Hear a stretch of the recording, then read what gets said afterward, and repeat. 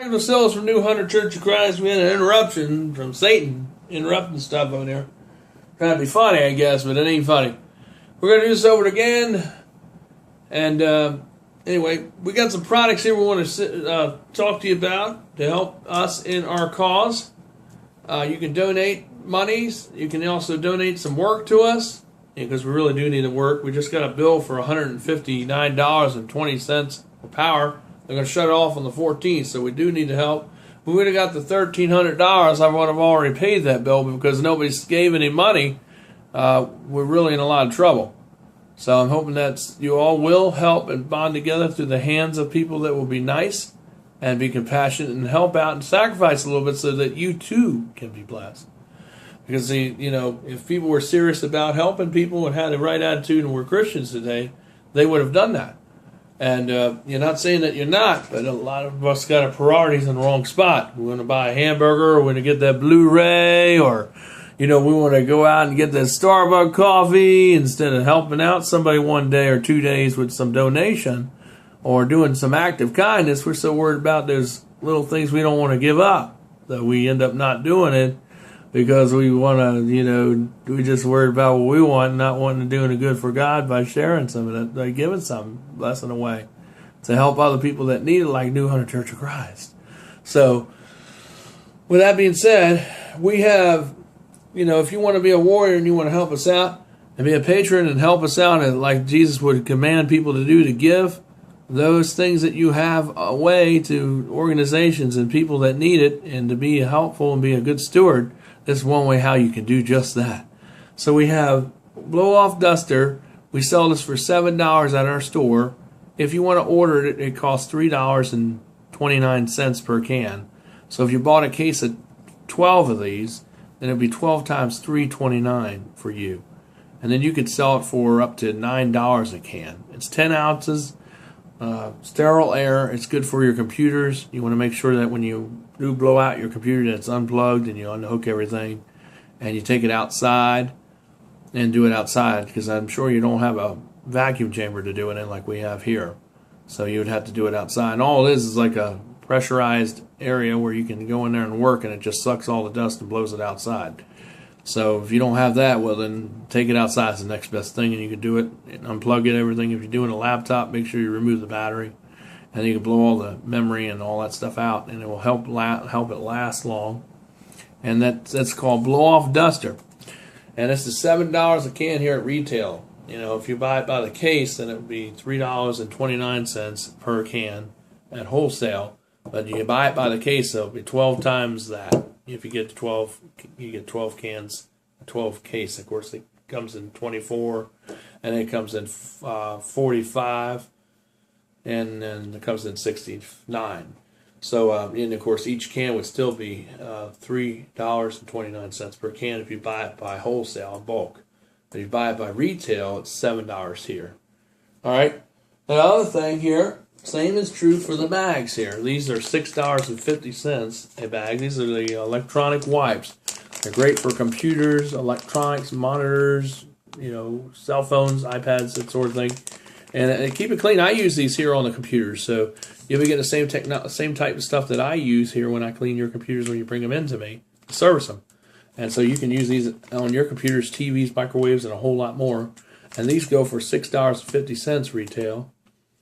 And of course, it's a little more, because I know you can go to Bed Bath & Beyond and get these for $5.99, but I mean, it's a little more because it's a ministry here. So that's why it's a little more. But, you buy this in bulk, these cost $3.89 a bag, and you get 44 wipes. See, 44 wipes in there. And they last a long time.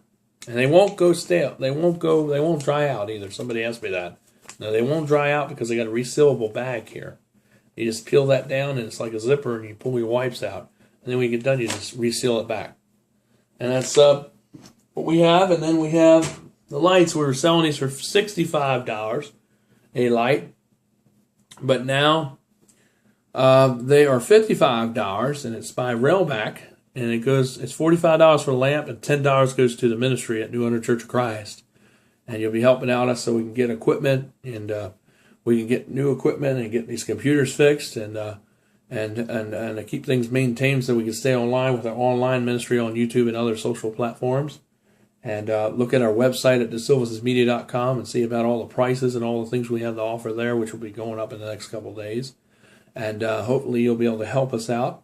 Like I said, we have an electric bill that's $159. In some sense, I just say $160. We had to do this later on in the night because nobody came tonight because it was so hot. So we had an empty building tonight. And that's okay. But anyway, the light, just to give you an idea how bright it is. Look how bright it is. See how dark I got? It's really that bright. It's no joke or no trick. Then you have the medium, and then you have the strobe. Do that like if you're out on the road and you get stuck, you can turn that on. And that takes 3 D-cell batteries, and it's waterproof, not water resistant, provided you have it all sealed up right.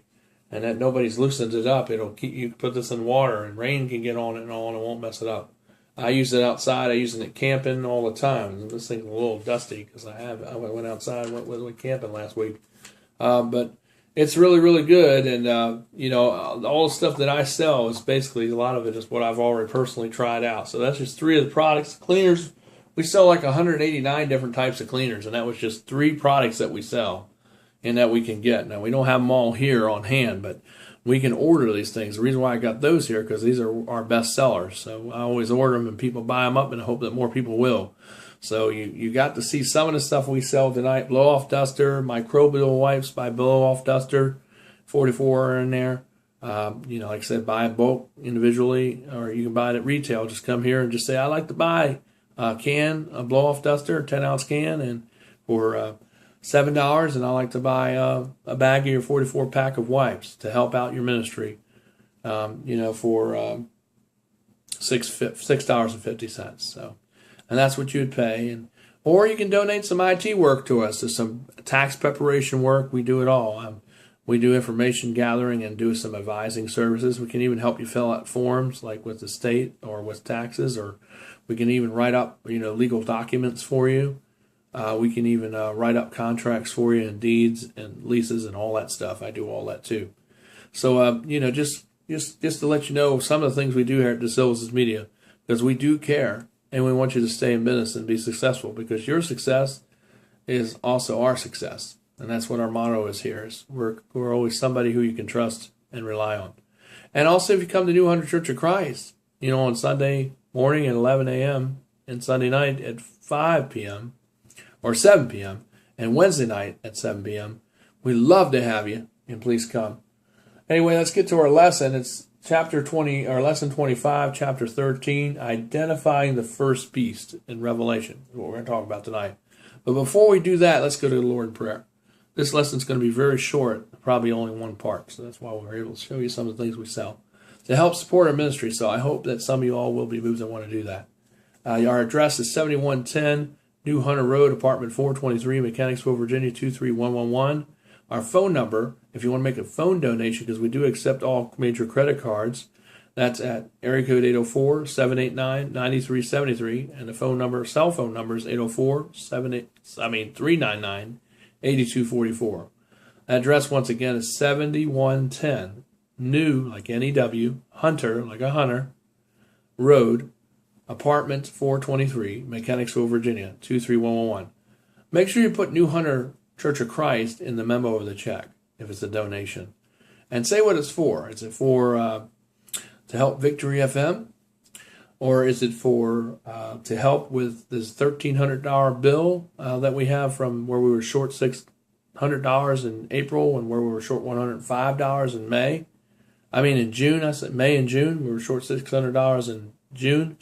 And we were short $105 in May. I got it all mixed up. June. So, I didn't even add that to it. But, I have an electric bill here because of it. And if that bill, that money would have came through for the computer, the $700 for the computer and the $600 for my personal bills, because I'm still not fully caught up yet, that would have been paid. And I wouldn't have a cutoff notice coming up on the 14th. So if you could help us out, we really would appreciate it. This is no joke, people. So, people, just tell people about it and pray about it. And if you can help us any way you can, we really would appreciate it. Thank you for all those that do. But anyway, I just prayerfully hope that you will help us. Dear Lord, thank you for this night and time we're able to come together in a free country and be able to discuss your word and talk about Revelation, about the first beast tonight. Hope that it can be joyful. We had to do this over again because Satan was actively engaging, trying to cause some disruption. And I don't know why that thing updated, the TiVo updated in the middle, in a time when it usually doesn't. And that's just really strange how it did that. But anyway, Lord, help us get through the lesson tonight without any other interruptions, supernaturally or any otherwise. Lord, just help that Satan and demons and all will flee so we can do this lesson without no hitch. And no computer or electronic or technological problems. Thank you, Lord, for everything you do, and please be with me tonight and hope that it helps those who do watch. In Jesus' name, amen. So let's get to the lesson tonight. We're dealing with the identification of the first beast. Mainly is what we're going to talk about in Revelation chapter 13 tonight. So here we have there are two beasts that are mentioned in this letter of Revelation. First, we are introduced to the first beast in chapter 13, verse 1, with the second one coming on the very scene in verse 11 of that same chapter. So we are going to focus mainly just on the first beast tonight, with this study that we're doing tonight. There is to be any degree of accuracy in the identification of this beast, then we must consider two things. One is to whom this letter was written to, and secondly, we must take into account the symbolism that is being used in effect in the very day and time in which this book was written. Okay? Now, many people today think that the beast is a malignant force that is yet to come. But this is where I have read of people who are in a panic and overwhelmed over the Verichip technology, which advocates the implanting of a microchip just under the surface of the skin, which will either be put in your wrist or in your forehead, in order to identify and track all people all over the globe.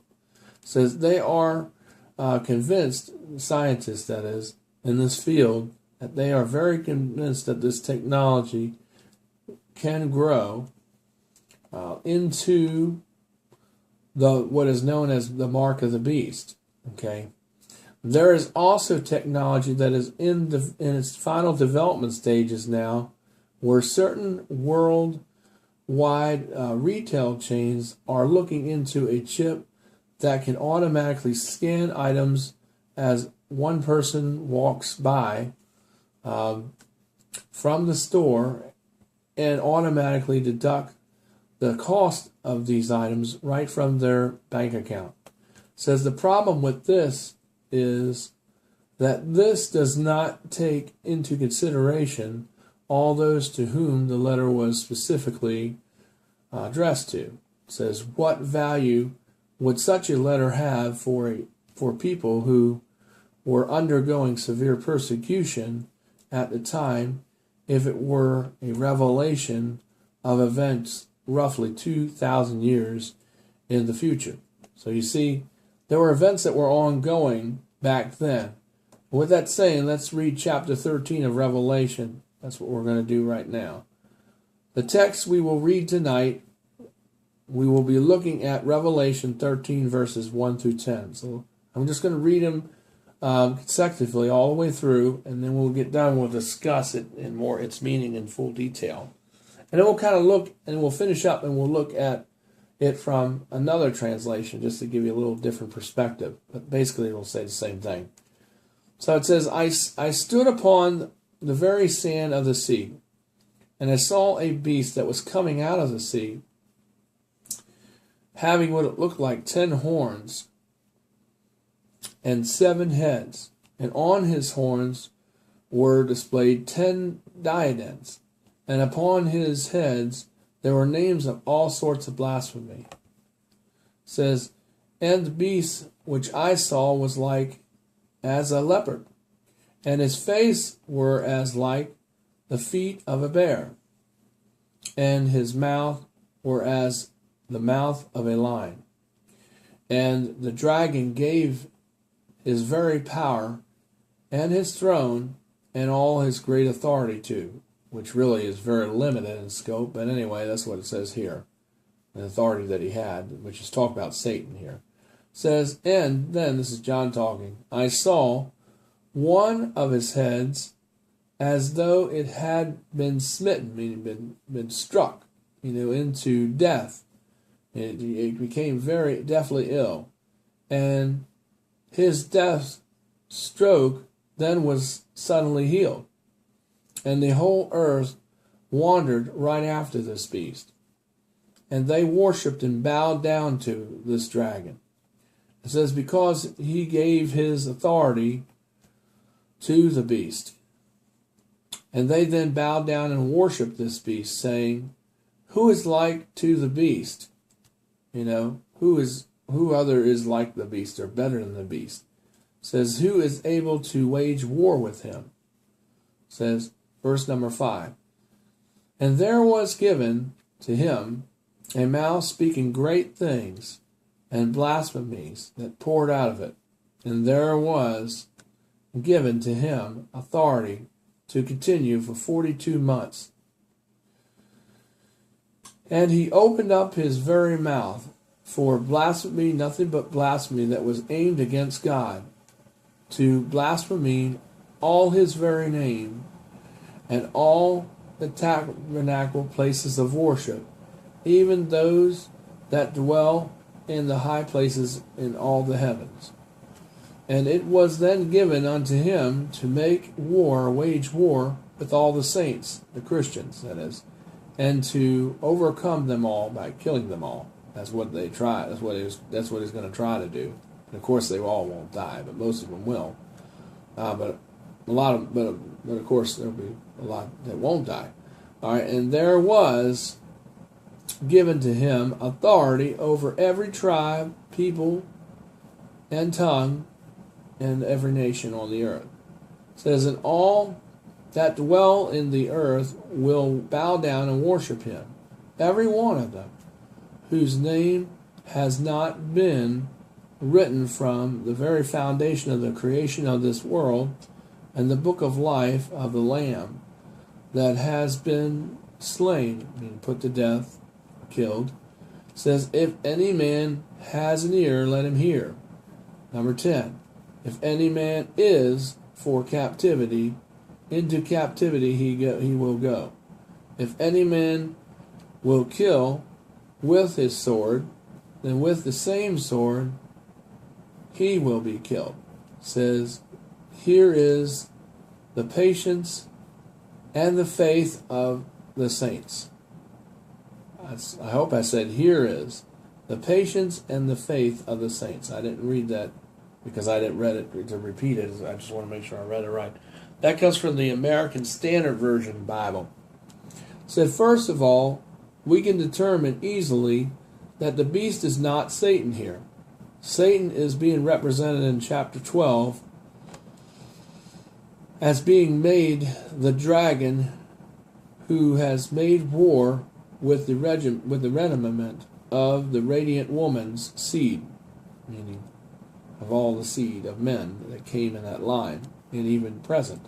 It says in verse 2, this is where we see the dragon, meaning Satan, given the beast his very power, his position or throne, and all his great limited authority. All right. In verse 4, we read that the heads of the beast were worshipped, the dragon, Satan.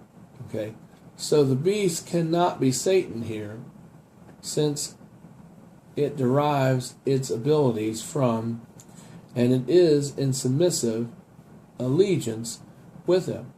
It is quite obvious here that the dragon, Satan, is using the beast for the achievement of his own purpose. So, with Satan as the enabler of the beast, we can confidently eliminate him from being in consideration as being the beast here in chapter 13. Let's look at verse 1. of Revelation chapter 13, where it starts with the continuance of the sentence in Revelation 12, verse 17, where John saw the dragon, meaning depicted as Satan here, standing on the sands beside the sea, where the beast emerges from the water. Now, interestingly, the symbolism that is being used for the beast was used by Daniel to represent a ruler or his government. This is coming from Daniel chapter 7, verses 2 through 8. Daniel used the same animal imagery to represent the four worldly empires, which were Babylon, Medo-Persian, Grecian, and then the Roman Empire. Says the fact that the leopard, bear, and lion are being used here probably demonstrates that the Roman Empire was a composite of the other three. This usage of apocalyptic language would have been probably used here. All right, and of course the people of them would be familiar to those at that time who were well versed in Old Testament figures of speech and their usage. All right, now this goes way back to the very thought that Revelation was written in a language that only the Jews would be able to understand. Okay? Now, without incrimination before the Romans, thereby giving them more incentive to destroy all those who were holding fast to their faith. It says we can easily see today how successful this matter of writing this book of Revelation was in that book being revealed through Revelation, how it continues to be a source of misdirected doctrine. It says anybody with a poor familiarity of the Old Testament speech and usage of his speech would be utterly baffled and bewildered by the figurative language of this book, because they wouldn't know anything about it. Now let's look closely at John's description of the beast, where we see Satan standing upon the sands of the seashore. All right, that's what he's doing, on the very sands of the sea. This would likely be the Tyrrhenian. This would probably be the Tyrrhenian Sea, which bordered the territory and the land of Italy, where the Roman Empire had its capital, and with imperial places that were built alongside the Tiber River. It says this imagery places the dragon within close proximity of where the beast was recorded in the Bible, at chapter 13. It says that was overlooking personally the direction or directing the coming struggles that were against the faithful regiment of the radiant woman's seed. Okay? This thought squares perfectly with the New Testament teaching that Satan has been given power to do as he will with the nations of this earth. That's recorded in Matthew 4, verses 8 through 9. Now, in addition to the very close proximity of the dragon to the beast, says the Hebrews, not being a seafaring people, had recognized the sea as being capable of bringing storms of immensely destructive proportions. David also wrote in imagery of a storm that came to an island from the sea that was breaking the very cedars from Lebanon and shaking the wilderness of Kadesh, which represented Jehovah's revealing his strength and power. This is recorded in Psalm 29. Daniel also used the imagery of the sea when describing the four great beasts arising that are recorded in Daniel 7 verse 3. Now notice particularly here that the language that's being used in Daniel 7 verse 7, after this I saw in the night visions, and behold a fourth beast, dreadful and terrible and strong exceedingly, and it had great iron teeth. Say, and it devoured and broke into pieces and stamped the residue with the very feet of it. And it was diverse from all beasts, and it was by itself. It was stronger that were before it. It was like the most strongest beast, and it had 10 horns.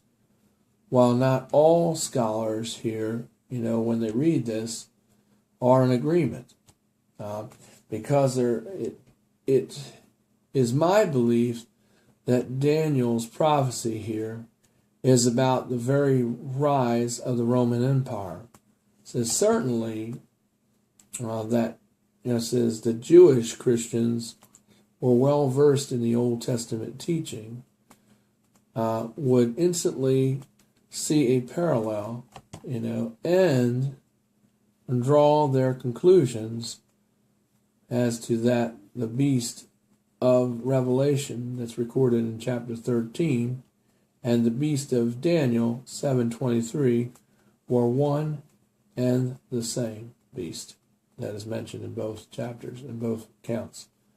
All right, so the beast is said to have 10 horns with a diadem or a crown on each, and 7 heads with the name of blasphemy that is written on each. It says an interesting point in history may shed some very light on what the 10 horns could represent. Okay, the Roman Empire was made up of several geographic territories that were called provinces. Each province fell under the very control of a provincial governor. It says, as a rule that was set up by Augustus Caesar, there were always 10 senatorial provinces. It says, in the imperial government of that time and their system there. These provinces were under the direct control of a proconsular, or what they would call a senator, with no need for intervention by the emperor. It says, though he had the very power to appoint or to dispose of these governors, if he wished or desired to, the governors served for 1 to 3 years, depending upon which province that he was over. All right. Notwithstanding, there were other lesser provinces that were under the rule of the Roman Empire as it expanded. there were about 28 in all by the middle of the 2nd century. The number 10, as we know, carries with it the meaning of completeness in the very minds of the Hebrews, thus simply meaning the complete number of vassal kings within the Roman Empire, which I personally believe to be the more likely the interpretation that one must be very careful when literalizing a number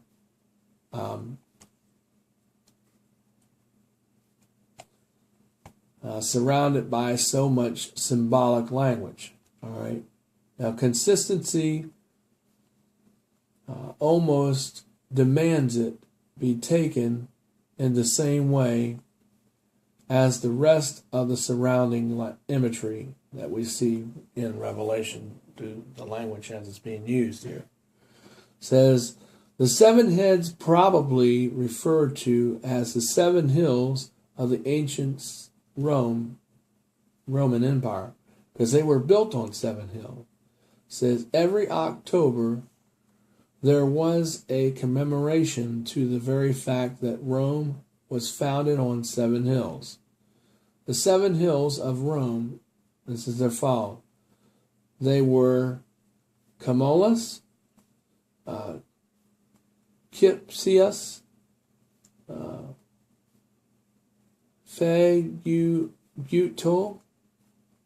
Opius, Palatium, Saccusa, and Velia, figured prominently in Rome, mythology, religion, and politics. Okay. The 7 heads also could have represented the 7 Roman emperors too. And there's another way of looking at it, from starting with Augustus Caesar and ending up to Flavius, Dominius, better known as Dominion, says these emperors reigned with such power, or with much power and distinction, that Roman temples were then erected and built, dedicated to each one of them in honor. Says these emperors were worshipped in these very temples as gods and lords. Says this practice started with Augustus Caesar, and by the time the Dominion, it evolved into a mandated emperor type of worship, and it was required. It says under Dominion, says those who even refused to worship him as God were then subject to various punishments, from being exiled or being put to death. In Revelation 17 verse 10, lends great support in this interpretation of what I'm telling you. So it actually gives us some evidence to support that. So we now have a mental image of just how powerful a foe has arisen against Christianity. Says the Parthians were no help either.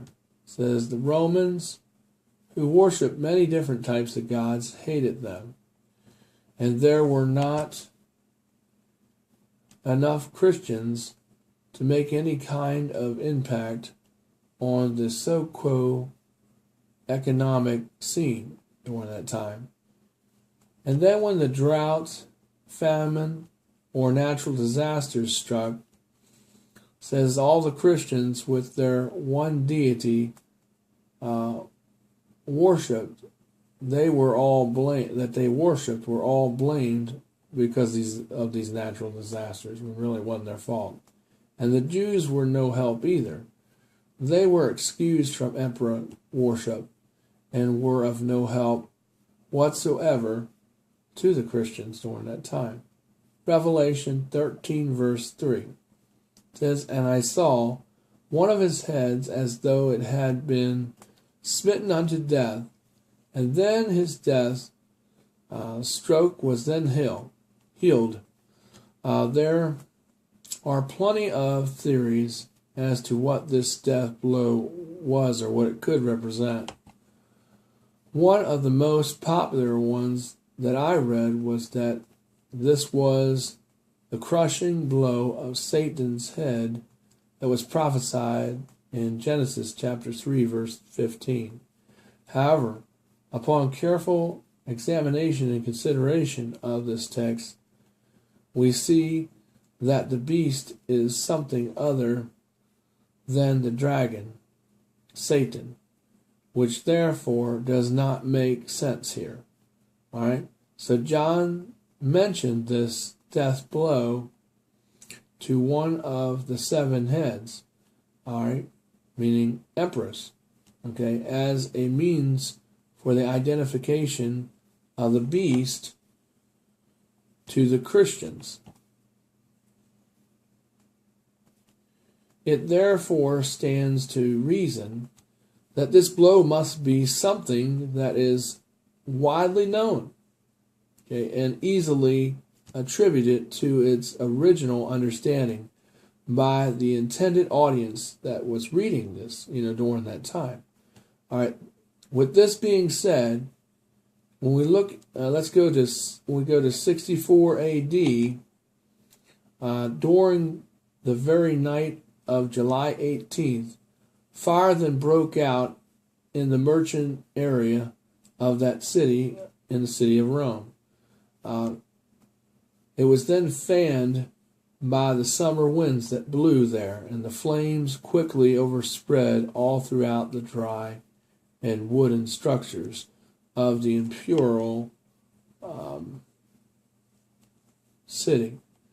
Soon the fire took on a life of its very own, and it was consuming all that was in its very path for 6 days and 7 nights. It says, when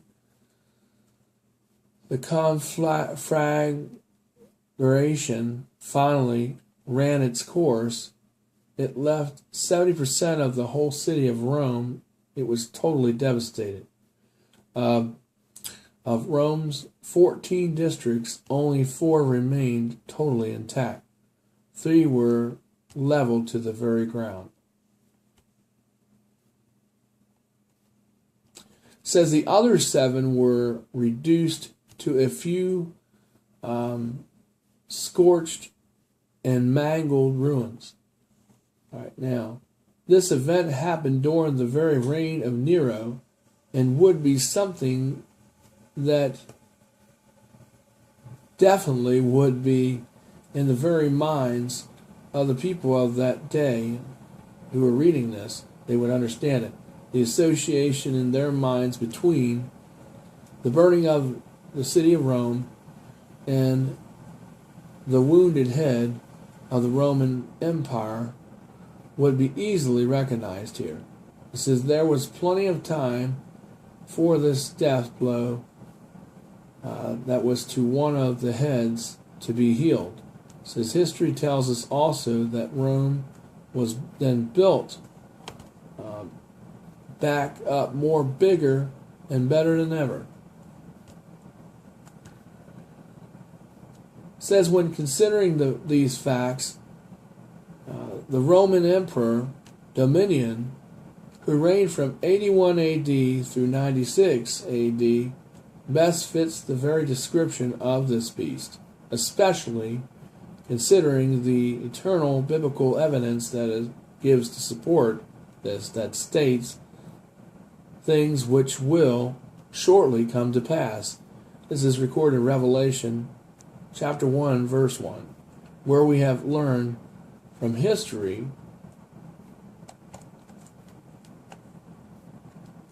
that Domitian pushed the very concept of him being a god so far that he would reject any communication that was written to him if it was not addressed to him as Supreme Lord and God.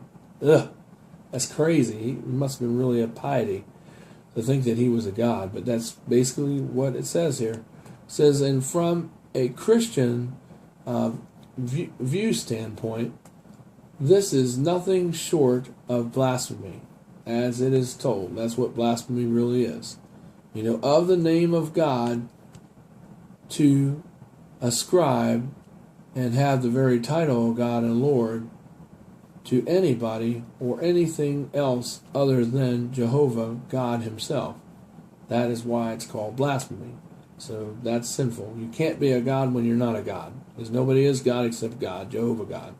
All right, now, the imperial Rome Empire at the very time was said to include all of the inhabited earth, depending on whether you heard it from a Roman or a Parthian. It says the body of water that we know as the Mediterranean Sea got its very name because it literally means in the middle of the earth. It says all people, with the exception of the Christians, worship dominion as a god. It says the Jews were excused from this, but they did not compromise by praying to Jehovah God on behalf. Wait a minute. They did, I'm sorry, I read that wrong. They did compromise by praying to Jehovah God on behalf of dominion in order to avoid being persecuted. Which actually they were doing wrong in the eyes of the Lord. I would have just died. I wouldn't want to be praying, to dominion to go to God so that I wouldn't get persecuted, because I'm still committing a sin. So therefore I would rather die than pray to some other God just so that I can pray to my God to avoid being persecuted. It says, in the Hebrew mind, the number 6 was symbolic of that which was not perfect. It says, thereby it was evil. 7 represents perfection. 6 being one less than perfect is falling short of the mark. It says the definition of sin, it literally is to miss the mark. So to obtain the ultimate of that which is evil or lacking, the apocalyptic writings of John's day were using a series of 3 6s to represent the worst evil that could befall on the earth. Furthermore, this number was also reversed for those in government who caused evil to be administered. Okay. Now, no other emperor in the history of the imperial Rome and the empire fits the very description of the beast better than dominion. It says, we therefore conclude that the first beast of Revelation chapter 13 can be none other than the evil imperial Roman Empire dominion, all right, which was personified in the person of Flavius dominion, or Flavius dominion, the number of a man. Revelation 13. This is coming from I'm just going to read this and finish up tonight. This is coming from the New International Version, so you can hear the differences here. It says, the beast out of the sea. Okay, let's read it here. It says, the dragon stood on the shore of the sea, and I saw a beast that was coming out of the sea, and it had 10 horns and 7 heads. It says, with 10 crowns on its horns. It says, and on each head, blasphemous name was written on it. It says, the beast I saw resembled a leopard, but had a feet like those of a bear, and had a mouth of that of like a lion. It says, the dragon gave the beast its power, his throne, and great authority. It says, one of the heads of this beast seemed to have had a fatal wound or below. But the fatal wound had suddenly been healed. It says the whole world was then filled with great wonder, and then followed after the beast. It says people then bowed and worshipped this dragon, because he had given authority to the beast. It says they also had worshipped and bowed to that beast and asked, "Who is like the beast? And who can wage war against this beast?" It says the beast was then given a mouth to utter proud words of great blasphemy, and to exercise its very authority for 42 months. It says it opened up its mouth to blasphemy against God, and to slander his very name, and to dwell into the dwelling places of worship, and those who lived in heaven. It says it was given power to wage war against God's very holy people, and to conquer them. And it was then given authority over every tribe, people, tongue, and nation. It says all inhabitants of this earth will worship the beast, all those names who have not been written in the Lamb's book of life, the Lamb who was then slain from the very time of creation of this world. Whoever has ears, let him hear. It says, if anyone is to go into captivity they will also go. If anyone is to be killed with the sword, then with the sword they will also be killed. Okay, this calls for patient endurance and faithfulness on the very part of God's people. Now, the beast out of the earth. Okay. Then I saw a second beast coming out of the earth. It had 2